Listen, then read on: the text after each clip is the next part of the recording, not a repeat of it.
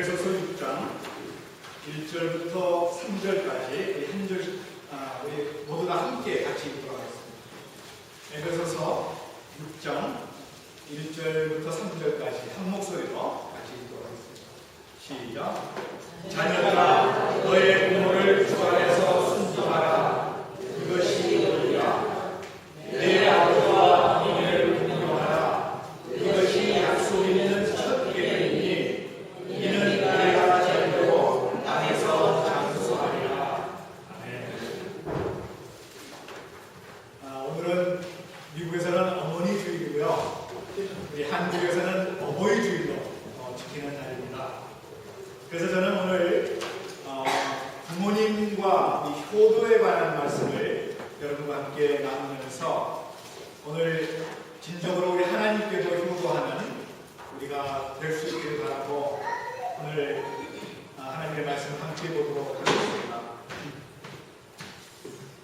약 한 200년 전에요. 중국의 이 복음을 전하기가 굉장히 어려웠는데 그 이유는 유교 문화가 너무 깊이 젖어 있어가지고 기독교는 부모에게 효를 하지 않는 종교다. 그래서 안 믿겠다라고 이렇게 중국 사람들의 마음에 있었기 때문에 이 복음 전하기가 그렇게 어려웠어요. 그래서 그때 만들어진 전도지에 이렇게 썼다고 합니다. 기독교는 효의 종교입니다. 어느 종교보다도 효도를 가장 크게 존중하는 그런 신앙입니다. 그는 그러한 종교입니다. 그렇게 썼다고 해요. 조금만 볼륨을 조금만 낮춰주세요. 그러면서 그 밑에다가 이 성경 구절들을 적어놨는데 아주 무시무시한 성경 구절을 적어놨습니다. 자, 우리 한번 보세요. 어떤 성경 구절을 적어놨는지. 출애굽기 21장 15절에 보면은 부모를 치는 자는 반드시 죽여라. 굉장히 무서운 말씀이죠. 출애굽기 21장 17절과 레위기 20장 9절에도 보면은 부모를 저주하는 사람은 무조건 쳐 죽여라. 신명기 21장 18절부터 21절까지는 패역한 자식, 부모의 말을 순종치 않고 징계도 듣지 않는 자가 있거든 공회에 끌고 가서 증거를 내고 끌어내서 돌로 쳐 죽여라. 패역한 자식은 죽여서 이렇게 이스라엘의 악을 제거하라. 이런 구절이 써 있었다고 합니다. 그러면서 이 무서운 성경 구절 밑에 이제 아브라함과 이삭에 대한 얘기를 긍정적인 예로 들어서 기록을 했습니다. 여러분, 아브라함이 하나님의 명령을 따라서 다 자란 그 이삭을 제물로 바치려고 할 때에 이 이삭은 아버지 아브라함의 그 말씀에 그리고 그 행동에 순종해가지고 이 제물이 되려고 그 제단 위에 올라간 것입니다. 여러분, 그때 이 이삭의 나이가 제가 생각하기는 17에서 한 20은 됐을 거라고 생각합니다. 자, 그 나이에 얼마든지 110세가 넘은 100 거의 20세가 된 아버지를 물리칠 수 있었어요. 나 안 죽겠다라고 말할 수 있었는데 이렇게 결박을 당하고 제단 위에 스스로 올라간 겁니다. 물론 하나님께서 다른 양을 준비해서 그 이삭을 살리시기를 했지만 아무튼 이 이삭은 아버지의 말씀에 순종하여 제단에 올랐고 나중에는 복받았다고 하는 그런 이야기를 그 전도지에다가 쭉 기록을 했어요. 그래서 이처럼 효도를 강조하는 종교라고 하는 것을 인식을 시키고 그것으로 인하여서 복음이 중국 대륙에 점점 전파되기 시작했다고 하는 것입니다. 여러분, 10계명 가운데 제5계명 내 부모를 공경하라.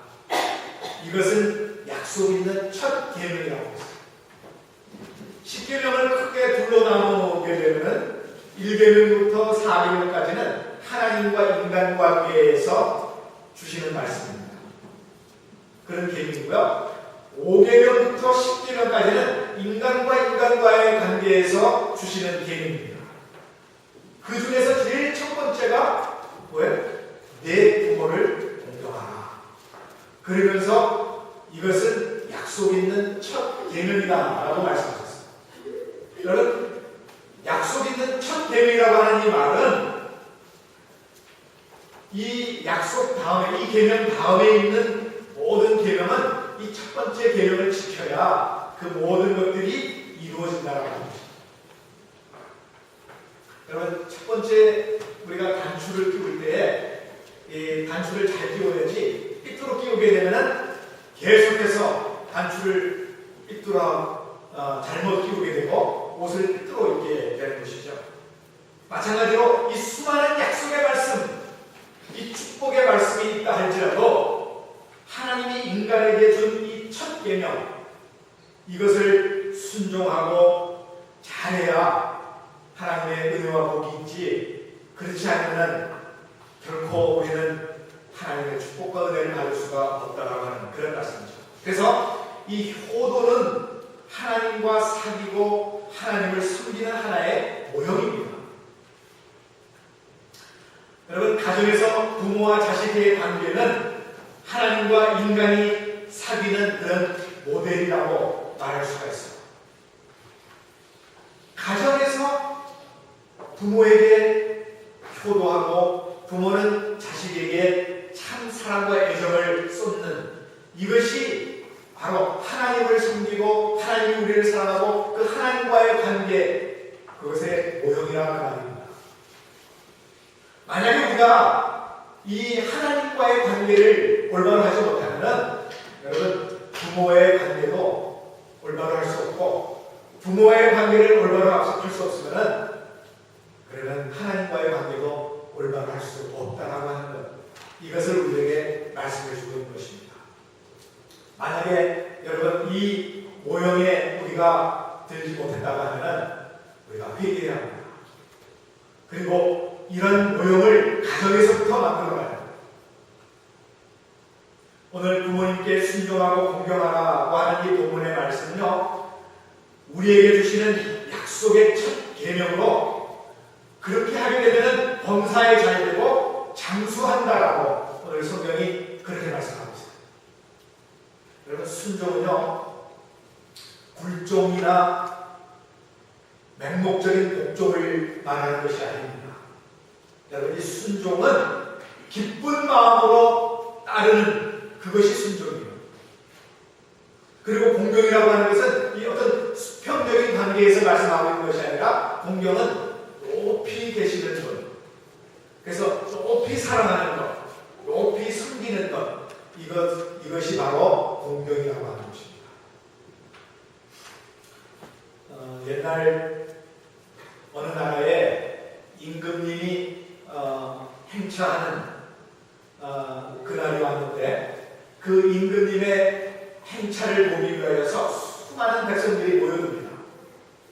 근데 임금님이 행차를 하는 도중에 이렇게 보니까 어떤 사람이 나이 많은 노인을 업고 있는 것을 보게 됐어요. 그래서 신하를 시켜가지고 그 연유를 물어봤습니다. 왜 노인을 그렇게 업고 있느냐 물어봤습니다. 근데 그분이 하는 얘기가 자기가 업고 계신 분이 자기 어머니인데, 어머니는 돌아가시기 전에 임금님이 행차하시는 것을 한 번만이라도 보는 것이 소원이었다는 거예요. 그래서 이 아들이 자기 어머니를 등에 업고 30km를 걸어가지고 임금님이 행차하는 그 길에 와서 어머니가 볼 수 있도록 해드린 거예요. 임금님이 그 얘기를 듣고, 야, 참 이거잖아.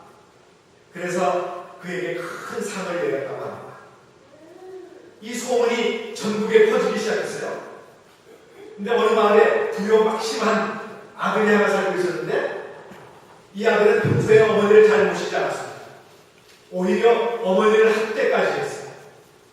그런데 이렇게 상을 받았다라고 하는 그 얘기를 듣고 자기도 상 받을 욕심에 자기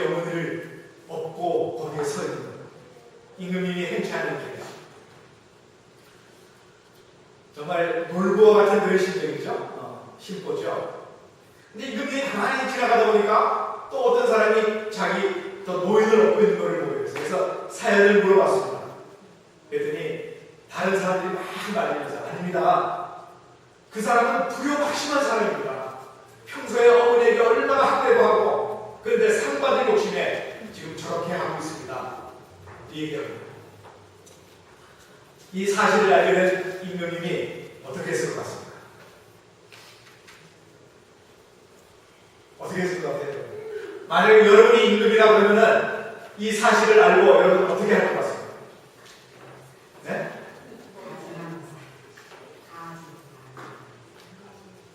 잘 안 들려요. 가증하다. 그냥 그렇게만 말했을 것 같아요? 너 가증하구나. 그런 거 말했을 것 같아요? 아마 저 같았습니다. 당장에 잡아가지고 저는 감옥에 가져가. 아마 그렇게 했을 거예요. 능지처참해라. 아마 그렇게 했을 거예요. 근데요, 임금님은 이번에도 그렇게 하지 않으라고, 야, 정말 효자구나. 그러면서 그에게도 큰 상을 내렸다는 거예요. 신하들이 아니라고, 임금님. 저 사람은 진심에서 우러나오는 그런 효를 하는 것이 아니고 상의 욕심이 나가지고 지금 저렇게 신용만 하고 있는 것입니다. 라고 얘기를 했어요. 그때 임금이 얘기하기를 효자가 아니었을지라도 지금 효자 신용만 하고 있는 것이 어디냐. 그것이 기특하지 않느냐. 이 얘기를 이 사람이 듣고 그때부터 진짜 효자가 됐어요. 여러분, 이 옛날 얘기가 우리에게 주는 교훈이 뭔지 아십니까? 우리에게 효심이 있건 없건 간에 중요한 것은 어쨌든 신용이 만이라도 된다고 하는 것입니다. 여러분, 효자, 효녀가 저절로 태어나는 것이 아닙니다. 효자, 효녀는 만들어집니다. 그러니까 여러분, 어른을 섬기는 일, 부모를 섬기는 일, 이것은 마음만 있어서 다 된다고 하는 것이 아니에요. 결코 그렇게 될 수 없습니다. 어쨌든 이 신용만이라도 하게 된 사람이, 해본 사람이 잘하게 된다는 거예요. 어른을 잘 섬기는 것 누구나 다 잘하는 것입니다. 부모를 공경해야 되는 것, 이건 어느 누구나 다 잘하는 일이에요. 그러나 신용이라고 해본 사람은 그렇게 많지가 않다는 것입니다. 여러분, 미국 사람들이 가장 존경하는 대통령 중에 조지 워싱턴 대통령이 있습니다. 미국의 1대 대통령이죠. 그분의 일화를 여러분에게 소개합니다. 이 워싱턴이 어렸을 때에 그가 가졌던 꿈이 뭐냐면은 자기는 큰 배의 선장이 되는 것이 꿈이었습니다. 마로스가 되는 거예요. 그런데 이렇게 멋진 선장이 되는 꿈만 가지고서는 안 되겠다 싶어가지고 일단 바다로 나가서 선원부터 되어야 되겠다라고 그렇게 결심을 하고 집을 꾸리고 어머니에게 그렇게 얘기했어요. 어머니, 나는 내 꿈이 선장이 되는 것입니다. 뱃사람이 되는 것입니다. 어머니, 가겠습니다. 그리고 마지막으로 하직 인사를 드리는데 이 큰 꿈을 품고 집을 나가는 그 아들을 말릴 수는 없고 그리고 그 아들과 또한 헤어지는 것도 너무 싫고 그래서 이 조지 워싱턴의 어머니는 그 아들의 손을 붙잡고 그냥 계속해서 웁니다. 눈물을 줄줄 흘리면서 정말 꼭 가야 되겠냐 그러면서 그 아들의 손을 붙잡고 여러분, 이때 이 조지 워싱턴이 생각을 바꿨습니다. 어떻게 생각을 바꿨냐면 내가 내 어머니를 슬프게 하고 내 어머니 눈에 눈물을 흘리기까지 하면서 내 꿈을 이룰 수는 없다. 그러면서 다시 짐을 풀어놓고 어머니에게 순종했다고 합니다. 그 컸던 꿈 다 버리고 어머니 마음에 기쁨을 안겨드리는 그런 삶을 살았다는 거예요. 지혜롭고 어머니가 나보다 인생의 경륜이 더 많고 그 어머니의 인격이 바로 나를 형성한 그런 인격인데 내가 그 사랑에 감사하며 공경하고 순종해야 되겠다 그런 마음을 갖게 된 거죠. 마침내 그는 미국 역사상 가장 훌륭한 미국의 대통령이 되고 그것도 미국의 초대 대통령이 되었던 것입니다. 여러분 만약 조지 워싱턴이요 그날 어머니하고 하직하고 집을 나갔다고 하면은 잘 되었어도 뭐가 되는 거죠? 배 선장 아마 큰 배 선장 하나 했을 거예요. 근데 어머님의 그 인격을 믿고 그 어머님의 그 눈물을 흘리게 할 수 없다고 어머님께 기쁨을 하게 드리겠다고 집안에서 순종하며 살았기 때문에 그는 미국의 초대 대통령이 되었던 것입니다. 여러분 효는요 가정교육의 기초입니다. 효자가 효자를 맡게 되는 것입니다. 오늘 우리 부모님이 살아계신 분들이 여기 계신다면 우리 한번 다시 한번 우리 어머님의 그리고 그 부모님의 그 은혜를 그리고 그 헌신과 사랑을 다시 한번 우리 마음속에 간직하고 살아계신 그 부모님을 잘 섬길 수 있게 되기를 간절히 바랍니다. 이미 부모님이 돌아가셨다고 하면은 바로 우리 영적인 아버지 어머니 바로 우리 하나님을 잘 섬길 뿐만 아니라 여러분 오늘 주위에 있는 많은 어른들 그 어른들을 우리가 잘 섬겨야 할 것입니다.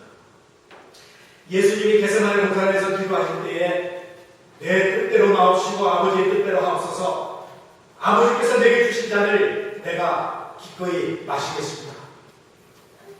목숨을 다 바쳐서 아버지의 뜻에 순종하고 하나님을 공경했던 것입니다.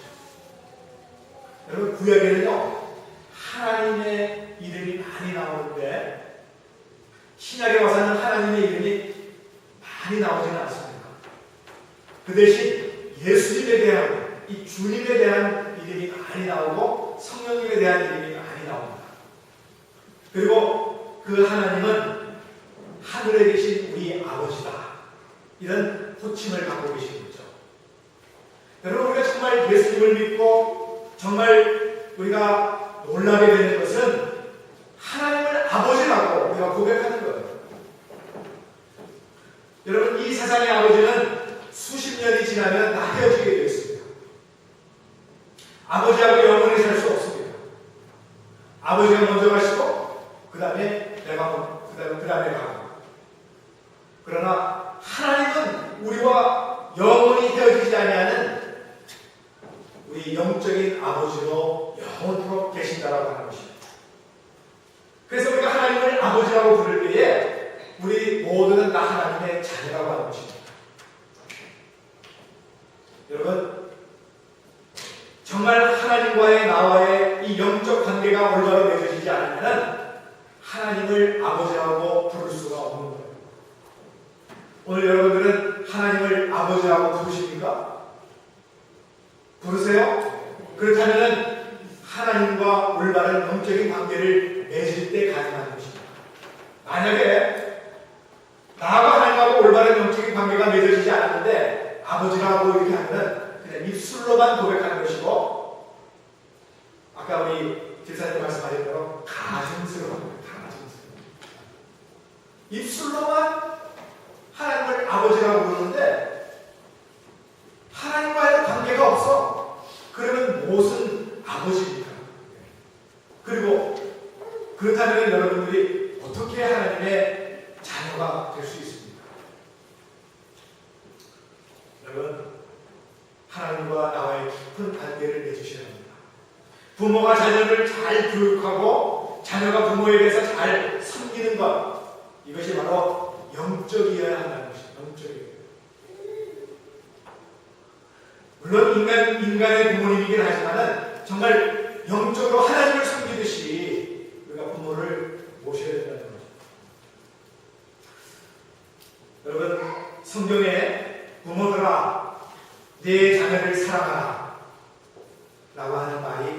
있습니까? 없습니까?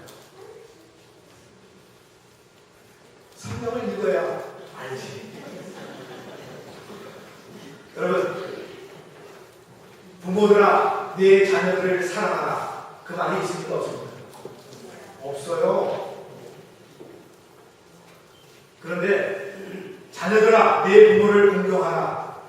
이 말은 있습니다. 왜 그렇습니까? 하나님은 우리를 사랑하시지만은 우리가 하나님을 진정으로 사랑하지 않기 때문에 바로 이렇게 성경은 말씀하고 있는 거예요. 내 부모를 공경하라. 부모들에게 자녀를 사랑하라, 자녀에게 잘해주라 하지 않아도 부모는 당연히 자식을 사랑하고 자식을 아낍니다. 이처럼 우리가 하나님과의 관계도 마찬가지예요. 하나님과 인간의 이 관계의 모형이 이 땅에서는 부모와 자식과의 관계라고 하는 것입니다. 이것이 잘 정립이 되어서 하나님 앞에 인정받아야 하는 것입니다. 내가 이 세상에서도 부모를 잘 공경하지 못하는데 어떻게 보이지 않는 하나님을 우리가 공경할 수 있겠느냐 합니다. 영원하신 하나님 아버지를 숨기는 이 세상의 모형으로 오늘 우리는 육신의 부모를 잘 숨겨야 하는 것입니다. 부모를 거역하는 자는 심판을 면치 못한다고 했고요. 쳐 죽여라. 그런 말씀이 성경에 있는 것입니다. 여러분, 오늘 우리 모두는 부모에게 순종하는 덕을 익혀야 합니다. 그 덕을 익혀야 우리의 인격이 올바로 형성이 됩니다. 더 나아가서는 올바른 지도자로 우리가 살아갈 수가 있는 것이죠. 부모에게 순종하는 덕을 쌓지 못하면 우리의 인격 자체가 형편없는 인격의 사람으로 되고 이 세상에는 아무것도 할 수가 없게 되는 것이죠. 오늘 우리는 부모님 앞에 참 순종하는 그런 삶을 살 때에 이것이 가풍이 되고 이것이 가문의 전통이 될 때에 자녀 손손 복을 누리게 될 줄로 믿습니다. 효가 지혜고 효가 진리이기 때문에 효행하는 사람은 영적으로 육적으로 장수하게 되고 가정에서 일터에서 사회적으로 국가적으로 형통하게 되는 것입니다. 여러분, 이것은 제 말이 아니에요. 이건 통계적으로 그렇게 나와 있는 것입니다. 부모를 잘 섬기는 그 가정이 복된 가정이었다. 그런 나라가 정말 복 있는 나라가 된다고 하는 이건 통계적입니다. 효도를 여러분 한마디로 요약한다고 하면 뭐겠습니까? 효도를 한마디로 요약한다고 하면 부모님을 기쁘게 해야 됩니다. 그렇죠? 부모님이 속상하게 하는 것은 우리 효도가 아니에요. 부모님을 기쁘게 해드리는 것이 우리 효도인데, 자, 부모님께 기쁨을 드리는 일은 어떤 일이냐면요, 부모님의 소원을 들어드리는 일입니다. 자, 논리적으로 지금 나갑니다. 효도는 부모를 기쁘게 해드리는 거고, 부모님을 기쁘게 해드리는 것은 뭐예요? 부모님의 소원을 들어드리는 거예요. 자, 그러면 부모님의 소원이 뭡니까? 부모님의 소원이 세계 일정하는 겁니까? 좋은 옷을 입고 좋은 차를 타고 좋은 집에서 그저 좋은 음식들 마음껏 드시는 것이 부모님의 소원입니까? 아마 그것도 소원일 수도 있어요. 그렇죠? 기왕이면 좋은 집에서 좋은 차 타고 좋은 옷 입고 좋은 음식 먹는 거, 이거 참 얼마나 좋은 일이에요. 그러나 여러분, 부모님의 소원은 그것보다 더 한 단계 높은 차원의 소원입니다. 어떤 것이 있겠습니까? 제가 두 가지만 오늘 여러분들에게 말씀드리고 오늘 말씀을 마치도록 하겠습니다. 부모님의 소원은요, 자녀들이 잘 되고 자녀들이 건강하게 사는 그것이 부모님의 소원이에요. 오늘 여러분 안 그렇습니까? 여러분의 자녀들이 잘 되고 건강하게 되는 것, 이것이 부모된 사람들의 소원 아닙니까? 여러분, 자식이 병이 들게 되면요, 부모님들은 내가 차라리 아픈 게 낫다, 그러면서 마음이 아프고 괴로워하는 것이 부모님의 심정이에요. 오래전에 제가 아는 여러분에게 말씀을 드렸는지 모르겠는데, 저희 둘째 아이가 단기 선교를 갔다가 마지막 날에 친구들하고 장난을 하다가 목이 부러졌습니다. 목에 여기 5번, 6번 거기 뼈가 부러져가지고 이 목 아래 전신 마비가 됐어요. 완전 마비. 꼼짝도 못하는 거예요.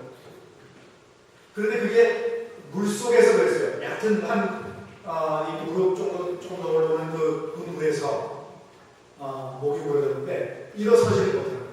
익사할 뻔했습니다. 그때 장난하던 어떤 친구가 이상하니까 이렇게 건져냈어요. 꼼짝할 수 없이 마비가 됐는데 그날이 토요일이었습니다. 토요일 밤에 저는 미국에 있었고요. 이 소식을 제가 듣고 나서 정신을 차릴 수가 없는 거예요. 항상 그러죠. 아들이 목이 부러졌다고 그러는데 어느 아비가 그래? 그렇게 생각하는 아비가 어디 있겠어요?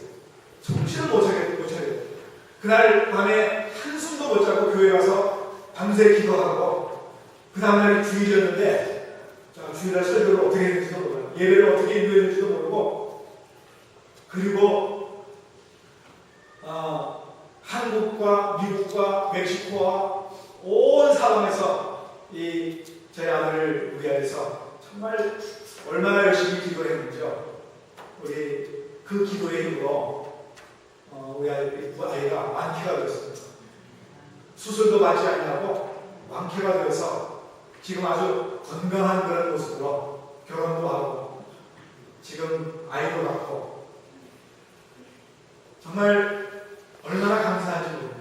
저는 그때 그 괴로웠던 일을 생각하면은 사실 지금 이 세월호 침몰로 인하여서 자식을 잃은 그 부모 마음 비교가 안 될 거예요. 그들의 그 아픔과 그 고통은 제가 겪었던 그 아픔, 그거는 비교도 안 되는 거죠. 얼마나 많이 참 아픈지. 그런데 여러분, 부모는요, 자식이 건강해요. 그리고 자식이 잘 되어야 돼요. 그래야 부모의 마음에 기쁨이 오는 것이죠. 만약에 부모가 자식이 몸이 좋지 않아가지고 맨날 누워있다, 그러면 그 부모로서 얼마나 그 마음이 괴롭겠습니까? 여러분, 그래서 오늘 우리가 부모님께 효도하는 일은 우리가 육신의 건강을 위해서 우리가 잘 관리하고 몸이 건강해야 돼요. 건강은 마음의 평안과 규칙적인 생활과 적당한 운동을 할 때에 주어지는 것입니다. 그리고 오늘 우리에게 맡겨주신 그 책임들을 잘 감당할 때에 그때 이 부모에게는 기쁨이 오는 것이죠. 잘 되고 자식이 잘 되고 자식이 건강한 것, 이것처럼 부모의 마음을 기쁘게 하는 일이 어디 있겠습니까? 근데 여러분, 더 중요한 것은요, 건강은 이 영혼이 잘 될 때 주어진다고 하는 것을 아셔야 됩니다.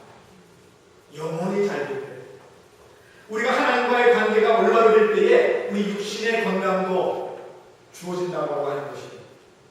그래서 요한 3서 2절에 보게 되면요, 사랑하는 자여, 내 영혼이 잘됨 같이 네가 범사에 잘되고 강건하기를 내가 간구한다.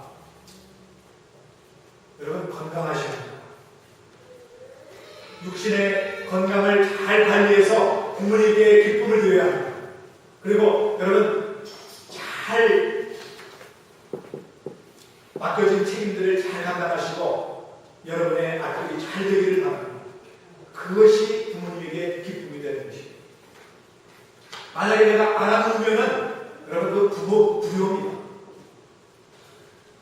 나의 잘못으로 인하여서 내가 아무거나 막 먹고 막 마시고 마약과 도박과 내 잘못으로 인하여서 병이 들었다고 하면은 그 사람은 천하의 불효입니다. 부모님의 마음이 얼마나 아프시겠습니까? 당장 회개하고 개선해야 할 것입니다. 그리고 영적으로 우리가 하나님과 올바른 관계를 맺으셔야 합니다. 특별히 여러분 이 예배 드리는 일을 여러분 가볍게 생각하시면 안 됩니다. 여러분 이 성수주의라는 것, 특별히 하나님 앞에 나와서 예배 드리는 일이 이게 얼마나 중요하고 얼마나 하나님 보시기에 아름다운 일인데 그래서 우리가 마음대로 우리 생각은 완전히 다른 데가 있고 비몽사몽간에 우리가 하나님 앞에 예배 드린다고 하면 하나님이 기뻐하는 일이 아니라 최선을 다해서 우리가 예배를 드릴 뿐만 아니라 말씀 읽고 기도하는 데도 우리가 열심을 내셔야 하는 것입니다. 그리고 하나님의 교회를 우리가 마음을 다해 정성을 다해서 잘 섬겨드려야 하는 것입니다. 전도와 선교하는 일에도 열심히 참여할 때에 우리 영혼이 잘 될 뿐만 아니라 우리 육신에도 건강이 주어진다는 것입니다. 이것이 부모님의 소원을 들어드리는 첫 번째 일입니다. 두 번째는 부모님의 소원이 두 번째 소원이 뭔지 아십니까? 오늘 본문에 말씀하는 대로 주 안에서 순종하는 것입니다. 주 안에서 순종하는 것. 이것이 부모님의 소원이에요. 여러분 주 안에서 순종하는 뜻이 무슨 뜻입니까? 많은 경우 우리들에게 어떤 일이 주어질 때에 조건을 따지는 경우가 많이 있습니다. 환경의 조건을 그리고 이해관계의 조건을 따져보는 거예요. 그리고 괜찮으면 하고 아니면 아니야 안 하고. 근데 오늘 본문에 내 부모를 공경하라고 하는 이 명령은 명령으로 받아들여야 돼요. 어떤 조건을 달아가지고 따져서는 아니 되는 것입니다. 많은 사람들이 내 부모를 공경하라. 첫째 아들이 모실 거냐, 둘째 아들이 모실 거냐, 아니면 남매가 모실 거냐, 이것부터 따집니다. 그리고 누가 더 많이 유산을 받았고, 누가 더 많이 부모님의 도움을 받았느냐, 이런 조건을 가지고 따지는 것입니다. 그러나 주 안에서 순종하라고 하는 말씀은 환경이나 어떤 조건이나 이해관계, 그것이 부모님께 순종하는 기준이 아니고 주님이 기준이랍니다. 주님이. 예수님이 기준이에요. 여러분 예수님이 어떻게 순종하셨습니까? 예수님은 하나님 아버지께 철저하게 순종하신 분이십니다.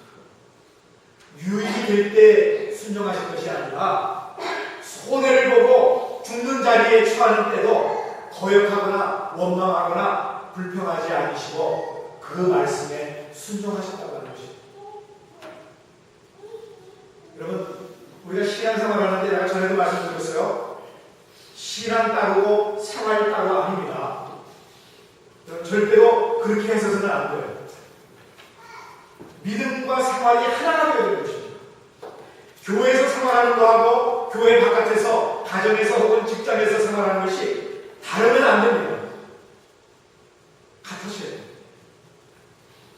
교회에서는 굉장히 정직한데 세상에 나와서는 정직하지 못한다거나 교회에서는 굉장히 부드럽고 온유한데 세상에 나가면 혈기 부리는 그런 일은 안 된다는 것입니다. 어떤 사람은 반대도 있어요. 세상에 나가면 온유한데 교회에 나가면 또 바뀌어지는 이런 사람들입니다. 근데 이것이 하나가 되어야 돼요. 두 개가 아닙니다. 신앙과 생활은 하나입니다. 주 안에서 순종한다는 것이 바로 그런 뜻이에요. 주 안에서 순종한다는 것은 주님께 순종하듯이 부모님께 순종해야 된다는 것입니다. 여러분, 주 안에서 순종하라. 주님이 하나님을 철저하게 순종하며 섬기시고 죽음의 자리까지 나아가셨었던 것처럼 오늘 우리도 주 안에서 부모님을 그렇게 섬겨야 하는 것입니다. 오늘 어버이 주일을 맞이하고 또 미국에서는 어머니 주일을 맞이해서 다시 한번 부모님의 은혜와 그 사랑을 여러분 감사하시고 더 나아가서는 영적인 아버지 그 하나님의 그 은혜를 다시 한번 우리가 기억하면서 정말 죽을 수밖에 없고 버려질 수밖에 없는 우리들을 예수 그리스도를 통해서 구원해 주신 그 하나님의 은혜를 다시 한번 우리 마음속에 깊이 새기면서 하나님 앞에 감사하시고 우리 하나님을 더 뜨겁게 섬기며 영광 돌려드리는 여러분과 제가 되기를 주님의 이름으로 축원드립니다. 하나님 아버지, 그렇습니다.